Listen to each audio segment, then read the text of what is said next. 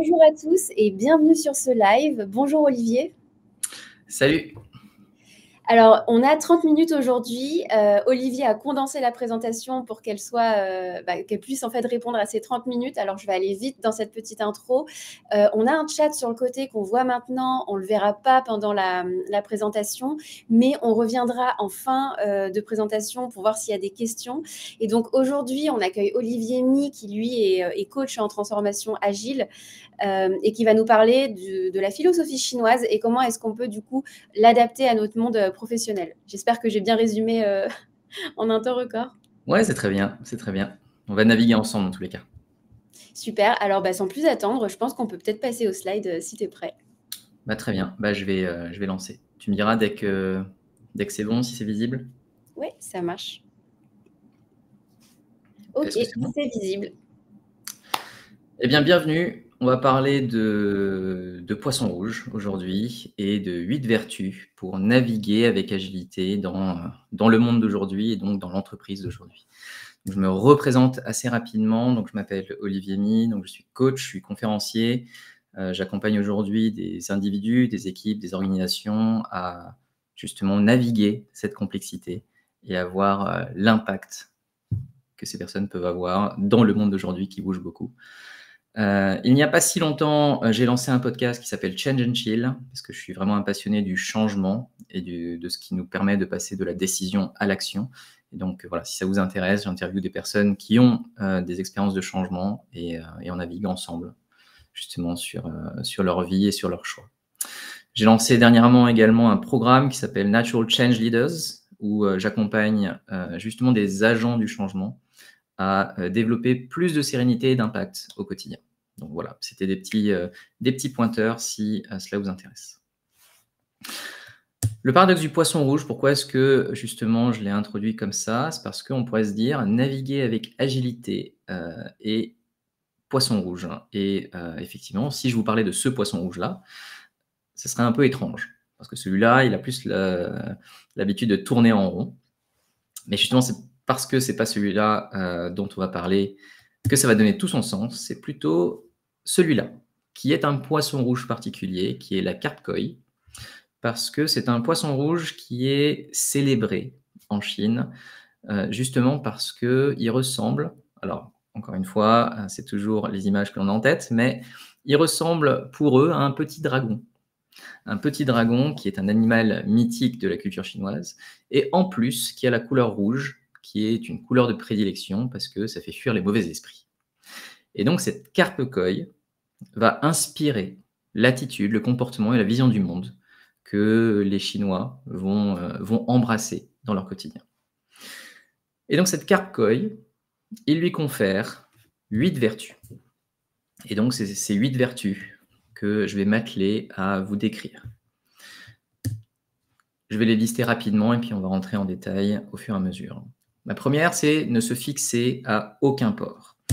La deuxième, ne viser aucun but. La troisième, vivre dans l'instant présent. Quatrième, ignorer la ligne droite. La cinquième, se mouvoir avec aisance dans l'incertitude. J'en suis où? 5, 6, 3, 4, 5, 6. Vivre en réseau. La septième, rester calme et serein. Et enfin, remonter à la source. Donc voilà les 8 vertus dans lesquelles on va naviguer ensemble pendant ces quelques minutes. La première, ne se fixer à aucun port. Confucius nous dit être sans idée pour rester ouvert à tous les possibles. Être sans idée est une idée assez intéressante pour le coup, parce que ce n'est pas ne pas avoir d'idées, mais c'est potentiellement laisser du vide disponible pour pouvoir les remplir avec les possibles.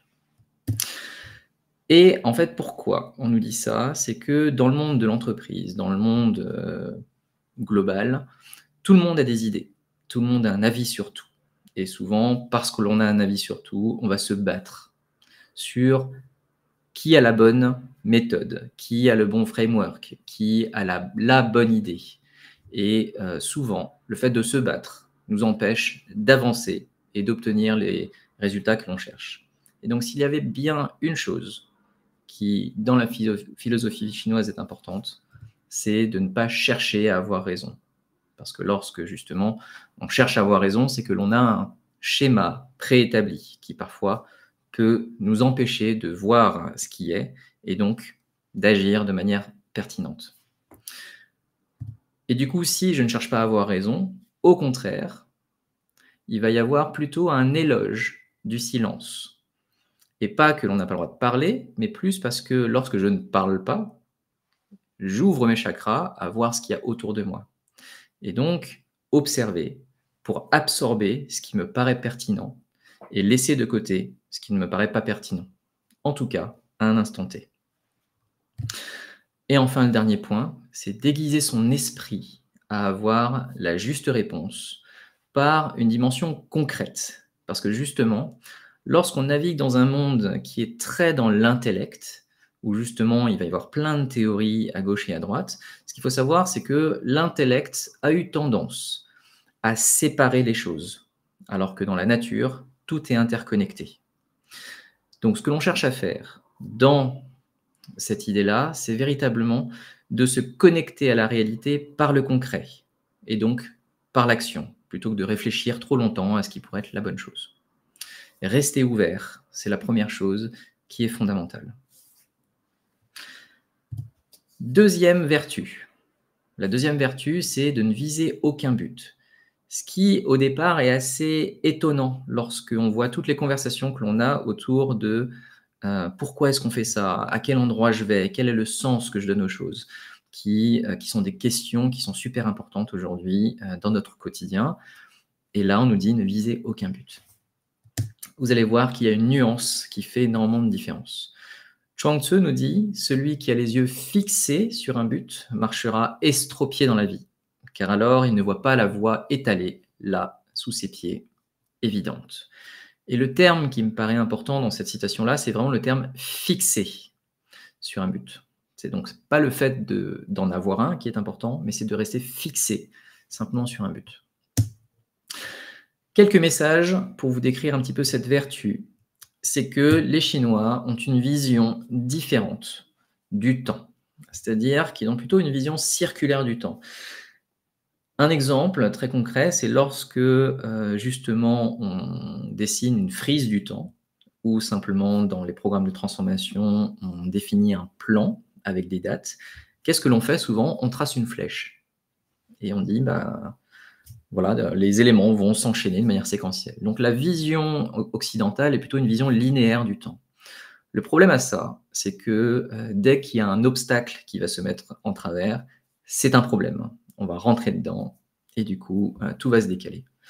Alors que la vision des Chinois est plutôt que le temps est quelque chose qui est circulaire, voire même qui a une tendance à ressembler à une spirale, c'est-à-dire qu'on recommence les mêmes choses, mais ce n'est jamais vraiment la même chose. Comme le cycle des saisons.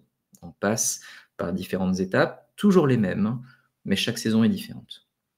Donc lorsque l'on fait ça, on a naturellement cette capacité à s'adapter plus que transformer, au sens où ça nous force à avoir une respiration à chaque fois avant de recommencer un cycle, ce qui nous permet de durer plus longtemps dans le temps.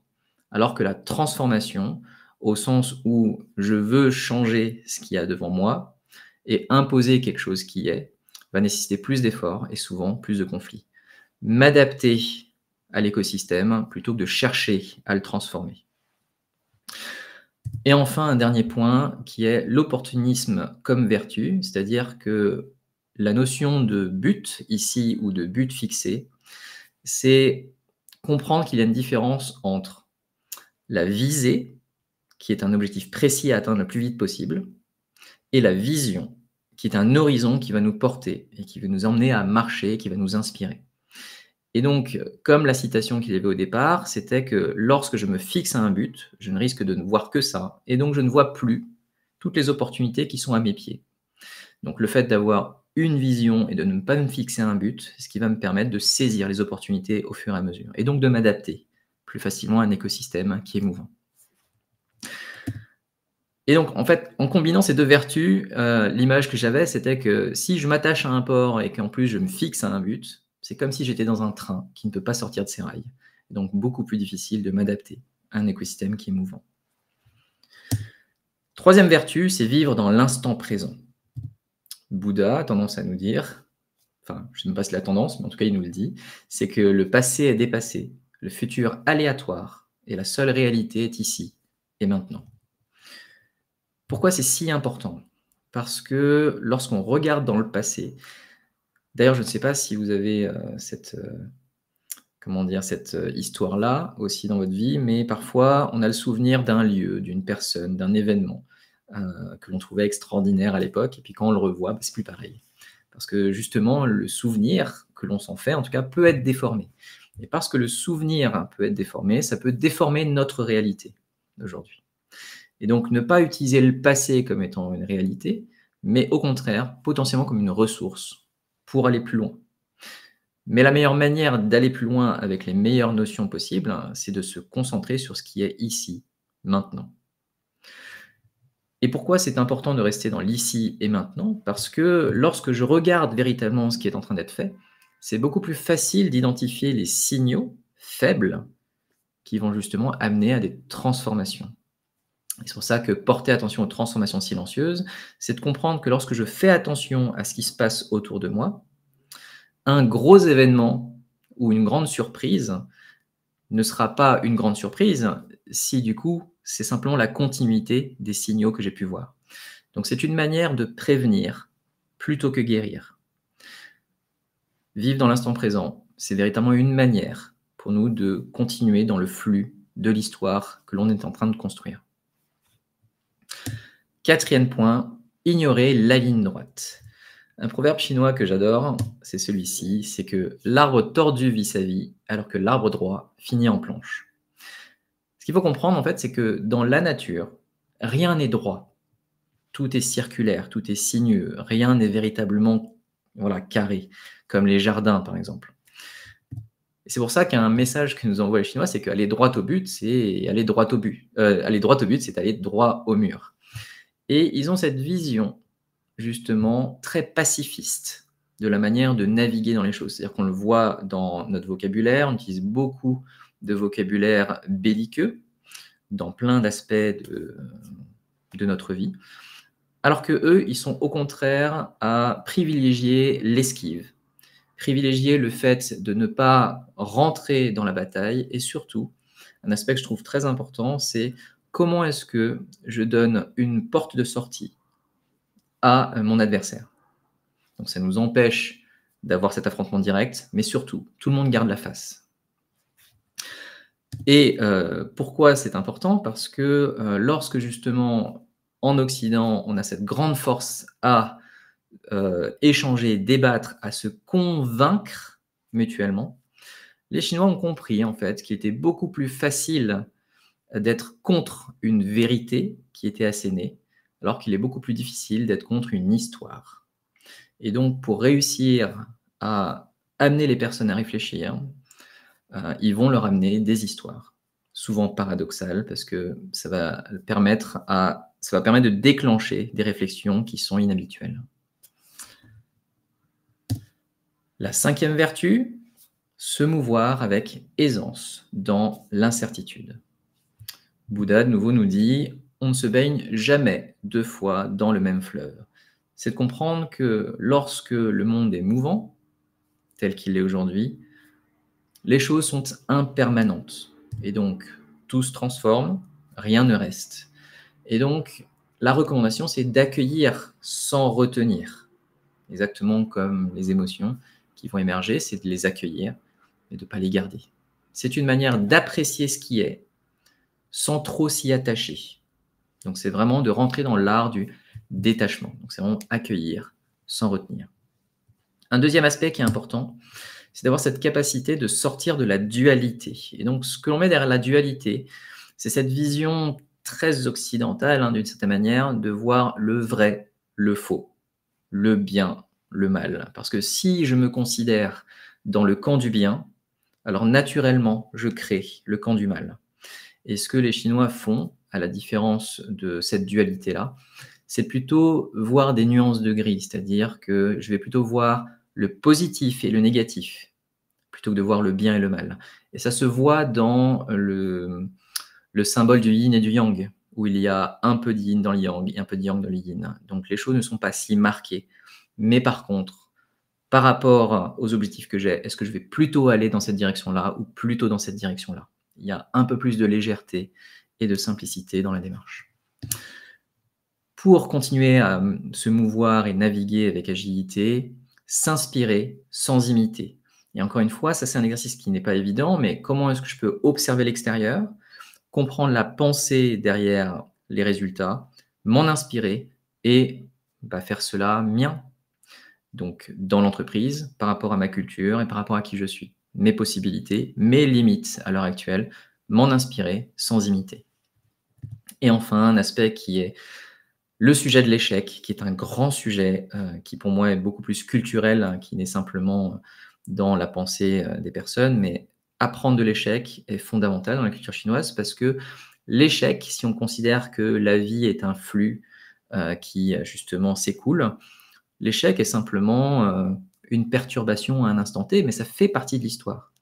Et donc, un échec, si cela fait partie de l'histoire, est un apprentissage qui va me permettre de pouvoir avoir l'histoire suivante et de pouvoir réfléchir à comment bâtir quelque chose qui me correspond le mieux. Sixième vertu, vivre en réseau. Chuang-Tzu nous dit que le tout est plus que la somme de ses parties.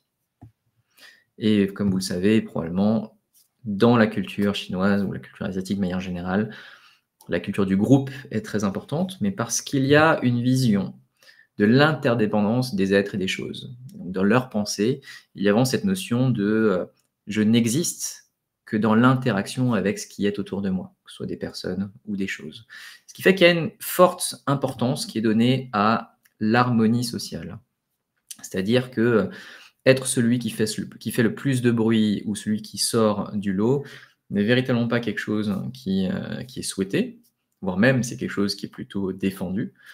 Et toute preuve de leadership ou d'efficacité, quelle qu'elle soit, est souvent plutôt silencieuse. Donc c'est quelque chose qui se fait véritablement dans le flux de l'histoire, de la transformation, quelle qu'elle soit. C'est vraiment une différence qui est importante et qui, pour moi, mérite d'être une source d'inspiration. Septième vertu, rester calme et serein. Parce que selon l'esprit zen, si tu es serein, tu peux surfer sur la vague, et si tu as peur, elle t'engloutira. Premier aspect de cet élément-là, c'est de comprendre que selon les Chinois, les émotions sont les véritables vampires du qi. Pourquoi? Parce que lorsque je vis des émotions et que je les exprime trop fortement, je risque de sortir du groupe, et justement, je peux perturber le flux naturel de ce qui est en train de se passer.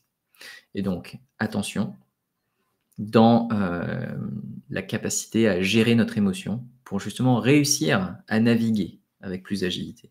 C'est pour ça que dans leurs recherches, et ce que l'on voit dans la culture, c'est d'avoir cette quiétude qui nous permet de plus facilement prendre des décisions de manière apaisée. Et une manière de le faire, c'est par la méditation. C'est pour ça qu'on voit énormément en fait d'éléments de silence, de quiétude, de méditation dans la culture.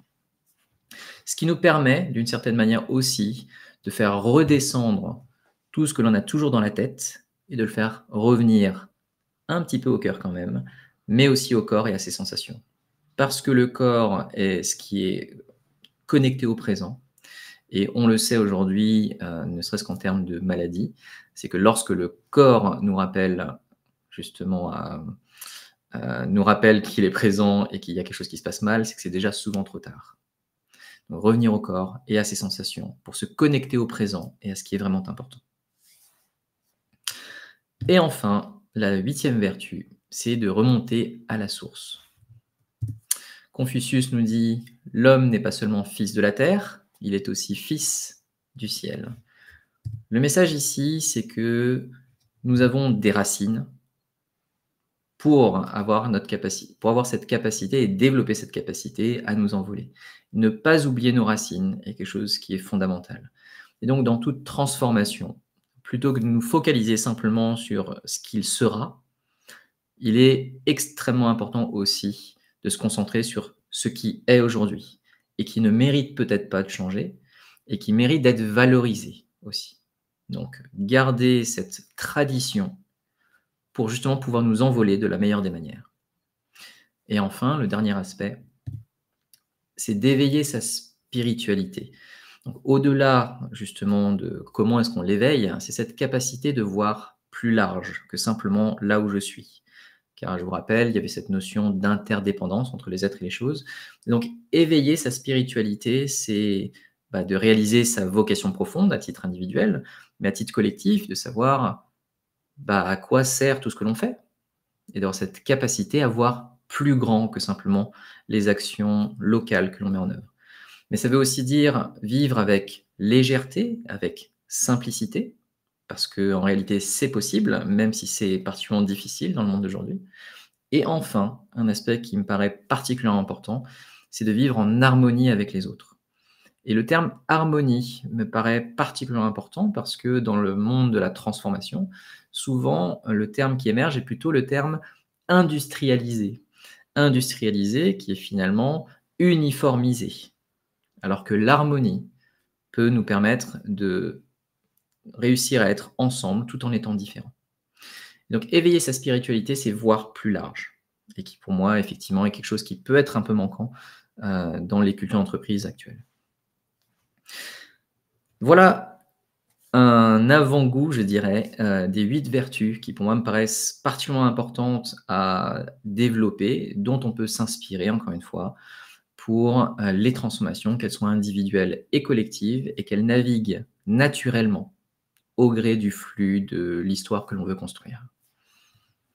Et donc pour terminer, une dernière citation pour vous, de Lao Tzu, qui nous dit que les choses ne changent pas, mais qu'en changeant notre façon de les voir, cela suffit.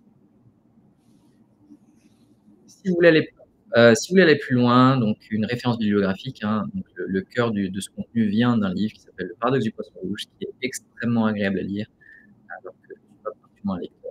Je vous recommande vivement. Si vous voulez avoir quelques petits éléments de détails culturels derrière, il est facile. Sur ce, je vous remercie et à bientôt. Merci beaucoup, Olivier. C'était vraiment très intéressant. J'ai beaucoup aimé aussi les petites citations. Moi, ça me rappelle un peu mes moments à la fac. J'avais suivi des cours d'histoire de philosophie chinoise, donc c'est vraiment très intéressant. J'ai vu qu'il y a une petite question qui est venue de Marjolaine, donc en fait, qui voulait des livres, médias, contenus. Peut-être que si tu avais autre chose à partager, n'hésite pas. En tout cas, ce livre-là, il est vraiment incroyable, je trouve, parce qu'il est à la fois simple et complet. Donc, il n'est pas très gros, mais je trouve qu'il est. Il n'y a pas trop de gras, quoi. C'est ça qui est intéressant dans ce livre-là. Je pense que déjà commencer là, c'est super intéressant. Voilà, je n'ai pas une culture littéraire sur la philosophie chinoise qui est si étendue, mais s'il y en avait un en fait par lequel commencer, je pense que celui-là est déjà très bien.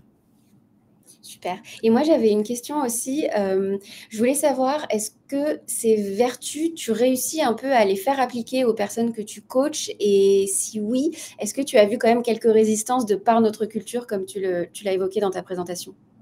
Alors, je ne sais pas si je cherche à les faire appliquer aux personnes. Par contre, c'est quelque chose qui est intrinsèque à la manière dont moi j'accompagne. C'est-à-dire en fait que la notion de m'adapter plutôt que transformer est super importante parce qu'il y a cette volonté souvent de faire des choses aux autres.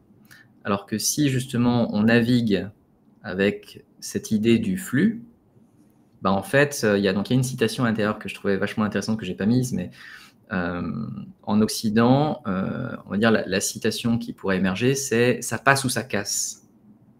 Donc c'est cette vision de il y a une ligne droite, c'est mon plan, il faut que ça se passe comme ça. Et si les gens résistent au changement, c'est que ce sont des problèmes à mon chemin. Alors que dans la philosophie chinoise, et c'est quelque chose que moi j'essaie d'appliquer au maximum, c'est je vais là où ça passe.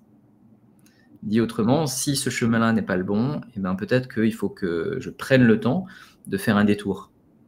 Et l'art du détour et de l'esquive, tout en permettant aux gens de garder la face, c'est quelque chose qui me paraît particulièrement important. C'est juste que des fois, ça prend légèrement plus de temps. Mais si on veut un résultat qui est plus pérenne, c'est ce qui, pour moi, me paraît le plus pertinent aujourd'hui. C'est comme ça, en fait, on va dire que j'appréhende les choses. Et les personnes avec qui j'ai interagi, généralement, se sentent moins brusquées aussi parce que justement, on leur donne la parole et on leur permet en fait d'intégrer ce flux de l'histoire qu'ils peuvent construire. Voilà, c'est un peu ça que je dirais. Ça marche, merci. Je vois pas forcément d'autres questions, mais je vois des remerciements. Je vois aussi que certaines personnes nous rejoignent maintenant. Le replay sera disponible, donc n'hésitez pas aussi à venir nous voir. Moi, je vous invite vraiment à suivre Olivier, qui fait de super vidéos déjà sur LinkedIn. Si vous voulez aussi poursuivre un peu le dialogue, la discussion. Hello Youssef, voilà, donc je vois qu'il y a des gens qui arrivent à cette heure-ci.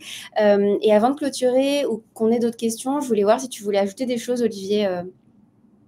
Bah, si du coup la présentation vous a plu, là c'était un extrait d'une conférence où il y a un peu plus de détails sur les différents éléments que vous pouvez retrouver sur mon site. Voilà, si effectivement ça vous intéresse, il y aura plus d'anecdotes, plus de choses comme ça, mais ça vous permettra peut-être d'avoir une vision un peu plus large.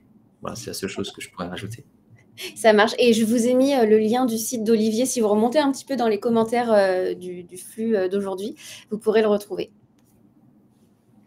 Je pense qu'on peut clôturer. Merci beaucoup, Olivier, d'avoir partagé Merci tout ça beaucoup. avec nous.